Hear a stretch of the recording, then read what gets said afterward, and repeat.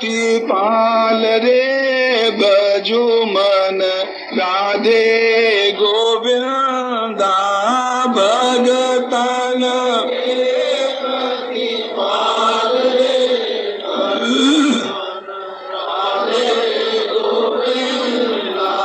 गोविंद गोविंद गोपाल रे भजो मन राधे गोविंदा गोविंद गोविंद गोपाल रे भजो मन राधे गोविंदा गोविंद गोविंद गोपाल रे भजो मन राधे।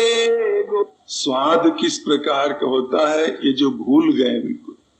तेजन प्रगट राम की देहा, वो मानो शरीर रूप में दिखाई देते हो साक्षात राम ही। तो नरसिंह आदि जो हुए महापुरुष, इस सच में बहुत ऊंची स्थिति के महापुरुष थे। उनका भजन आप लोग सुने होंगे शायद, वैष्णव जन तो तेने कहिए पीर पराई जाने रे। आगे उस पद में क्या क्या भाव, पर स्त्री जेने माता रे, और पराया धन जो विष के समान समझते नरसिंह जी के पद में। तो नरसिंह जी भगवान श्याम सुंदर के बड़े ऊंचे भक्त हुए। इसी प्रकार के भक्तों के लिए महिमा का वर्णन आता है कि वो साक्षात परमात्मा से मिला देने वाले होते। और ये भी एक बात, इसका दुरुपयोग न करें तो आप लोग, वो ये कि वो जो उच्च कोटि के भगवान के भक्त हैं उसमें गृहस्थ और साधु के वेश का कोई अंतर नहीं। जिसको मिल जाए, जिसको मिल गई, वो लोग परमात्मा को चाहे तो बड़ी सुगमता से प्राप्त करा सकते हैं। इसलिए उनकी ज्यादा महिमा। गोसाई महाराज तो कहते एक जगह पर कि राम सिंधु घन सजान धीरा। ध्यान दो भाइयों, कहते राम परमात्मा कैसा है, समुद्र के समान। जैसे भाइयों देखो समुद्र में नमक है, जानवर है नाना प्रकार के, हड्डी मांस न मालूम सब क्या क्या भरा हुआ। इस तरह से विश्व रूपी परमात्मा के अंदर अच्छा बुरा तमाम मसाला भरा हुआ। तो राम सिंधु घन सजान धीरा। राम समुद्र है, वो जो सज्जन पुरुष है, मानो भगवान को चुकोटी के भक्त लोग, वो क्या है, वो घन है, बादल के समान। तो राम चंदना तरु हरि संत समीरा। परमात्मा यदि चंदन का वृक्ष है तो उनको पाइए भक्तजन हवा के समान। जैसे हवा चलती है तो चंदन की खुशबू चारों तरफ फैलती। अर्थात यदि ये न हो, कल कहा था ना, यदि भगवान को प्राप्त किए हुए भक्त न हो तो भगवान नाम की कोई चीज दुनिया में है कि नहीं है इसका भी पता नहीं चले। इसलिए उनका श्रेय, ये ध्यान रखिएगा, न कि दुकानदारी और खड़ियन तो मान बड़ाई भूखे इन सब की बात नहीं लीजिएगा। उन उच्च कोटि के संतों के जीवन में आप देखिएगा, ये बहुत ध्यान रखे। कल भी कहा जहां जहां महिमा का वर्णन है भाइयों, वो विशुद्ध चीज का है, नकली चीज का वर्णन नहीं। इसीलिए उन्होंने कहा मोरे मन प्रभु अस विश्वासा। हमारे मन में ऐसा विश्वास है कि भगवान से भी भगवान का जो दास भक्त है वो ज्यादा बड़ा है। कल कहा था भगवान को देखो तो मुक्ति मिल जाएगी, पर भक्ति की जो महिमा है, वो जो काम विकार आदि जो दुनिया के भोगों का रस है, उस रस का जब तक स्वरूप नहीं बदलेगा, भक्ति नहीं मिलेगी, तब तक आत्यंतिक शांति नहीं मिलेगी। आत्यंतिक शांति ही तब मिलेगी जब रस का ही स्वरूप बदल जाए। वो बदलता है भक्ति से। इसलिए कहते हैं ना, कबीरदास जी महाराज ने कहा एक दिन बैठे से सत्संगी भाइयों के बीच में कबीरदास जी रोने लगे। कहते महाराज आप क्यों रोने लगे? भैया क्या कहें, ऐसा लगता है कि प्रभु हमें अपने पास बुलाना चाहते हैं।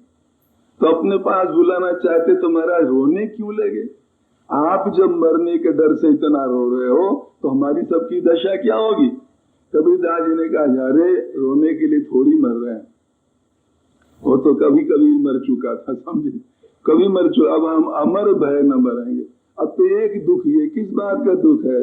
कहते क्या कहें, राम हलावा भेजिया दिया कबीरा रोय, और जो सुख प्रेमी मिलन में सो वैकुंठ न हो। वो वैकुंठ में मौज नहीं, वैकुंठ भी स्वरूप भूत हो गए, मौज मौज न कोई हर्ष न शोक, आनंद एक रस। परंतु भैया यदि भगवान का विशुद्ध सच्चा प्रेमी कोई मिल जाए, और दोनों ही सच्चे प्रेमी हो, मिलना बड़ा कठिन, दोनों ही सच्चे प्रेमी हो, वो जब अपने प्रियतम परमात्मा की चर्चा करते हैं उनको कितना सुख आता है, इसका संसार में कोई बढ़िया उदाहरण नहीं। व्यास जी ने श्रीमद् भागवत में तो क्या करें, जब कोई ढूंढे उदाहरण न मिला तो एक भद्र उदाहरण का आश्रय लिया। भगवान के दो जब प्रेमी इकट्ठा होते, विशुद्ध प्रेमी, और वो जब परमात्मा की चर्चा चलाते हैं उनको कैसा रस आता, जानते हो क्या कहा? स्त्री विचाना मिव साधु वार्ता। जैसे लंपट पुरुष एकांत में स्त्री से बात करने में रस लेता, और क्या कहें, दुनिया में कोई उदाहरण नजर न आया व्यास जी को। तो दो जब दीवाने प्रेमी इकट्ठा होते भगवान के, तो उनको क्या रस आता है, क्या गजब की स्थिति होती है, उसके बारे में क्या कहा जाए। तो कबीरदास जी कहते और किसी के लिए नहीं रो रहे, भाई हमारी तो ध्यान दो भैया, इधर आंसू आ गए। यहाँ पर कोई प्रेमी मिलता था प्यारे का, तो जो मस्ती मौज उस समय आती थी वो वहां नहीं मिली, इसलिए रोना। आप रामायण में देखो, सारी रामायण में तीन ही प्रकार के व्यक्तियों की कथा है भाई। सारी रामायण में तीन प्रकार की व्यक्तियों की कथा है। कौन कौन? एक तो भगवान की, दूसरे भगवान के भक्तों की, और तीसरे भगवान के विरोधियों की। और कोई कथा मिलेगी? चौथे की मिलेगी रामायण में कथा। तीन की कथा, तीन की कथा है। और लिखने वाले गोस्वामी जी महाराज, लिखने वाले गोस्वामी महाराज है। तो ये थोड़ा मानस में भाव बनाओ, सोचो जरा। गोस्वामी महाराज जब लिखते हैं, लाओ देखें, लिखते समय अपने को वो कहाँ रखते, वो किस जगह रहते हैं? खुद लिखने वाला स्वयं अपने को किस जगह उपस्थित पाता है? तो देखो, जब राक्षसों का और भगवान का वर्णन एक तरफ मानो, भगवान का और भगवान के विरोधियों का वर्णन है, तो गोसाई महाराज जब राक्षसों का वर्णन करते हैं, ऐसा लगता उनके शब्दों के, वो सब शब्दों से, कि राक्षसों के पास बैठ के राक्षसों का वर्णन नहीं करते। अरे उन गुंडों के संग में कौन बैठे, समझे ना? गोसाई महाराज क्या करते हैं, शब्द क्या देते हैं?